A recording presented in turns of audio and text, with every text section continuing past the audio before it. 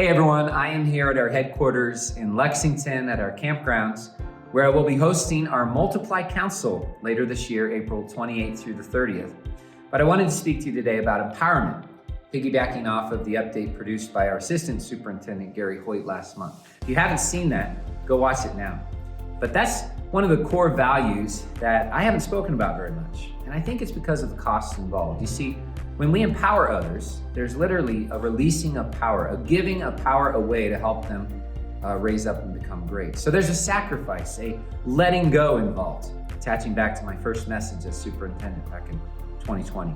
So maybe I've avoided the subject a little, when in reality, we should be embracing it because it does connect to one of our cardinal doctrines, the baptism of the Holy Spirit. As Pentecostal Assemblies of God people, we believe that God empowered Jesus to come to earth and save us. Then Jesus empowered the Holy Spirit to take his place when he ascended back to heaven at the right hand of God. The Holy Spirit empowers us through baptism to be witnesses in our generation.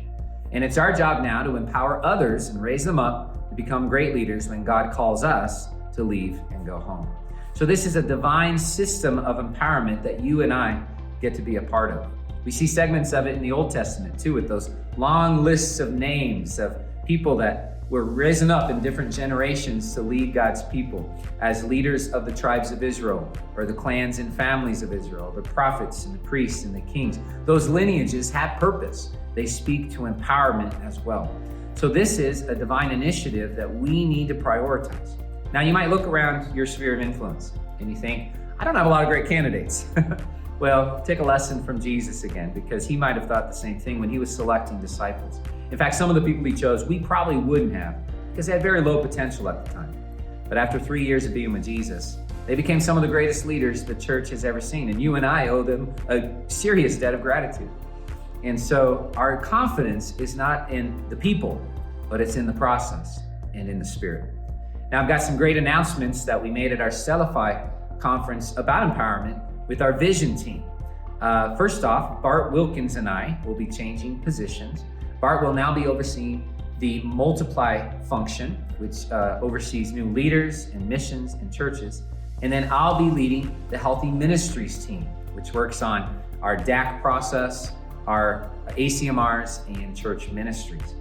And then Terry Brown has stepped out of the role of the Healthy Ministers leader to make room for one of his team members to ascend, and that name is Brent Bromberger, our general presbyter and pastor of Crete Radiant Springs.